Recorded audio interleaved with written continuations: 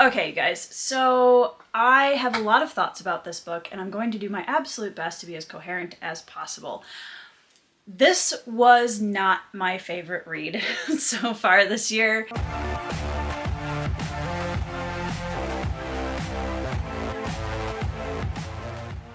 Hey friends, welcome back to my channel. It's Tori, and today I'm going to be giving you my dedicated review for Lancelot by Giles Christian. The first thing I'm going to say about this is give a massive shout out to my buddy read partner for this book, and that was Kyle from Read by Kyle. I will link him down in the description below so you can go check out his channel. We had been talking about reading this book since January or February this year, and I kept pushing it back because I had so many other things to read on my plate. So shout out to Kyle for being so patient and being willing to wait to read this book with me until May. I typically don't do dedicated video reviews for books that I didn't particularly enjoy, but I think it's important to have an open discussion about both the books that I really love and the books that didn't land for me and why, because you never know who might be watching this video and hear all of the things that I say I disliked about a book and say, wow, that book really sounds like it's for me. So in this review, I'm going to give you guys a very basic overview. There will be some spoilers later on, but I'm going to first give you an overview of what this book is about and kind of my general non-spoiler thoughts on it, and then I will go into my more spoilery thoughts later on in the video. So to start off with, Lancelot is the story of Arthur, and it's told from a first-person narrative by Lancelot. We start out in this book with Lancelot as a young man and kind of grow up with him through the story. This is a very familiar legend, right? Like, pretty much everybody knows the basics of the Arthurian legends, and one of the things that Giles Christian chooses to do in this book is to go back into a older historical period, kind of post-Roman Empire era, which from what I understand is more closely linked with where Arthur probably would have landed within the historical timeline. I have read and seen quite a few different books and films and series, etc., that detail either the Arthurian legend or the time period around when Arthur supposedly would have lived. Because this book is only told from Lancelot's perspective, all of the other characters that might be familiar to you within the Arthurian legend, like Arthur and Guinevere and Lady Nimue and Merlin and Bors and Galahad and Gawain, etc., are kind of pieced in on the outside, and they're all seen through Lancelot's perspective, which definitely gives us a little bit of an unreliable narrator vibe, because if Lancelot thinks a certain way about a character, that's obviously how they're going to be portrayed from his perspective. Now, one of the things that makes that interesting is, for example, Merlin is a very interesting character in this book. He is not necessarily portrayed as a good guy mentor figure per se. He is kind of creepy, I'm not gonna lie. This book spends a lot of time in Lancelot's early life and shows us who he was before he was brought into the fold of where he meets Guinevere and kind of gets put on his path to meeting Arthur later on in the book. And one of the cruxes of the Arthurian legends is the famous love triangle between Arthur and Guinevere and Lancelot. And this book deals with it, I felt, in a very different kind of a twist. Before I get into spoilers, because I feel like most of what I have to say about this book and why it really didn't land for me are going to be more in the spoiler section, I have to say the things that I really appreciated about this book. The prose is beautiful. The descriptions are really beautiful. The way that he writes is very beautiful. So I appreciated that about it a lot. The other thing that I think was a strong suit of this book is the battle sequences. Everything in the battle sequences translates very well into my reader's mind's eye. Everything is laid out really interestingly. It feels like you are immersed in the battle scenes, which is something that I'm always very critical of in books, so I appreciate when it's done cleanly in books like this. So I don't know how much more of this I can talk about without getting into spoilers. The general things that I disliked about this read were the romance in this book fell incredibly flat for me. Guinevere's character, for me, was incredibly shallow. I didn't really get layers from her at all throughout the book. The positives were there were some relationships that Lancelot had with a couple of side characters that I honestly thought were the shining stars of this book and were definitely my favorite parts to read. I really started to fall off probably around the third to half mark of the book. Once I got into the second half of the book, that's where I really started to have my issues with it. So yeah, that's the non-spoilery stuff.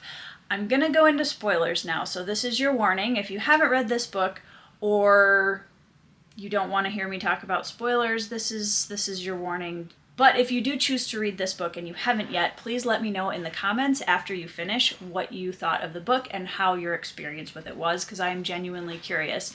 The thing with this book is there's so many people that love this book. People that loved this book. This just once again goes to show how subjective reading can be and how the same book can be received so drastically different by different readers depending on their experience and their preferences and all of that kind of stuff.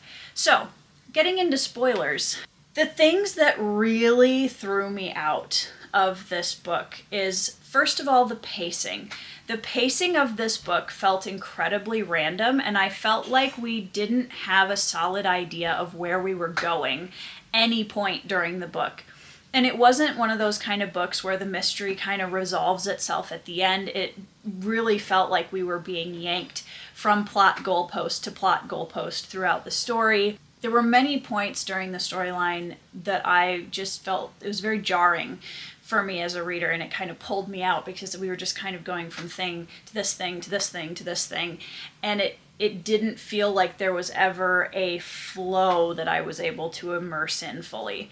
The other problem I had was a lot of the character motivations and actions in this story felt contrived or petty. Maybe a better way of explaining this is that one of the things I struggle with not liking as a reader is when character motives are sacrificed for plot.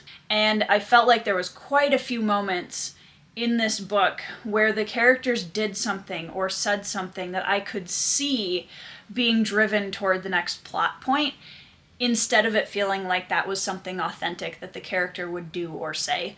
So that was happening constantly, and it wasn't just Lancelot. I had moments of that with Arthur, I had moments of that with Guinevere. I felt like Mordred, especially later on in the book, had a lot of those moments. Merlin is this super creepy dude in this book that I really didn't like from day one, which is fair because Lancelot didn't really like him either. Then he just kind of disappears at one point in the book, and I understand he's a mage and stuff, and that's sort of what they do, but it felt like he just dropped out of the story and just was gone, and that was it. It was very abrupt, and there didn't seem to be any real reason for it. He just wasn't there. Arthur and Lancelot, I felt like the author maybe wasn't really fully leaning into either end of this love triangle, which, as you guys know, if you've been around my channel, love triangle is not my favorite thing to begin with. This one I can handle when it's done well. This was not it for me. Guinevere's character felt very flat and uninteresting. The relationship between her and Lancelot felt very one-sided the entire time, and that's us being in Lancelot's head. So you would think that if it's coming from the perspective of a young boy, that he would just think she was madly in love with him. So we didn't even really get an unreliable narrator there, because she was just, I wasn't getting anything mutual out of their early relationship. Later on, when she's married to Arthur and Lancelot is fighting for Arthur, I don't think he leaned hard enough into the brotherhood or best friendship aspect between Lancelot and Arthur either. So basically what that ended up being was a love triangle where I didn't care about any of the relationships involved. Arthur was an incredibly petty character in this book. I felt like there were so many moments where he just did or said things off the cuff that didn't really make sense based on what he had been through or his relationship with Lancelot or his relationship with Guinevere. It was so petty. There were so many petty things in this book. There's a character at the beginning named Melwas when they're all young who hates Lancelot because really there's no good reason for it. And he carries that grudge all the way into adulthood and still acts like a 12-year-old. Now, I'm not arguing that there aren't people like this. Trust me, I've met some of them in my lifetime. It was just so given so much weight in the story that it was almost like we were expected to take it seriously, and I just couldn't. There was so much time spent in Lancelot's younger years that by the time we got to the second half of the book, after he is 18 and he really starts to become intermingled with Arthur's knights, everything was kind of really quick shoved together, and we didn't get enough time to really dig into the relationships that Lancelot was holding as an adult. And at the end of the book, the pacing got very wild, and it was almost a couple of times hard to keep up with what was even happening. There's a lot of really great detail, historical detail in this book. There's a lot of great animal detail. Like, it's very clear that Giles Christian knows the world that he's writing in. The world never felt unrealistic. I think he walked kind of a weird line between historical fantasy and historical fiction, and I wasn't ever really sure what side we were tipping towards, and that got a little jarring because there wasn't enough historical reference to feel like a historical fiction, but the fantasy side of it was so vague that I also felt like that wasn't really a big enough element of the world, so it did kind of end up feeling like we were neither here nor there. I got very frustrated with this book a couple of times, I'm not gonna lie, and especially in the second half, Mordred's character was insufferable, and not in the way where you have a character that you just can't stand because they're so evil or they're so frustrating. I get all of that, but this just felt, again, going back to the character motives, it felt like the characters were following this specific plot, and that's what they were going to do, and their character motives didn't necessarily have to make sense as long as they were hitting those plot goals. That's my very incoherent, rambly review of this book. For me, subjectively, this is a 2-star read. I do think that there are some really cool elements in this book. The relationship between Lancelot and Peleus was one of my favorite parts in the story. I thought that was brilliantly written. The searching son and the jaded father kind of relationship was really beautiful between the two of them. And when Lancelot ends Peleus's life, when he's really, really sick, that was an incredibly heartrending moment, and it was so beautifully written, and the characters were so real. That was a relationship that I believed in wholeheartedly in this story, and I thought it was beautifully done. I do think that Bors is probably one of my favorite characters in this book. His relationship as Lancelot's cousin and them fighting together, and Bors just, you know, having so much loyalty toward Lancelot even till the end, which again, Bors was just suddenly dead. Like, there are things that really pull me out of the immersion of the story, and I felt really sad about that because, again, the prose in this book is really beautiful. Not comparing this book specifically to another book, but just having read quite a few giants within the historical fiction genre in the last year was one of the reasons why I had set my expectations at a fairly high level for this, because it's a favorite of so many people, and it just really did not reach those expectations. Not every person has to love every book, which is something that I will probably be saying on my channel many, many times in the future, because I fully believe in that. So, you know, if you are a big fan of this book, that is awesome. And I would honestly love to hear other people's experiences with it down in the comments below. I always love to have a conversation about these books. That is my unfiltered thoughts on Lancelot by Giles Christian. I appreciate you guys hanging out with me and watching this video. If you aren't already subscribed and you like my content, please go ahead and subscribe and hit that bell notification. Also, feel free to check out my Patreon, which is linked in the description of all of my videos.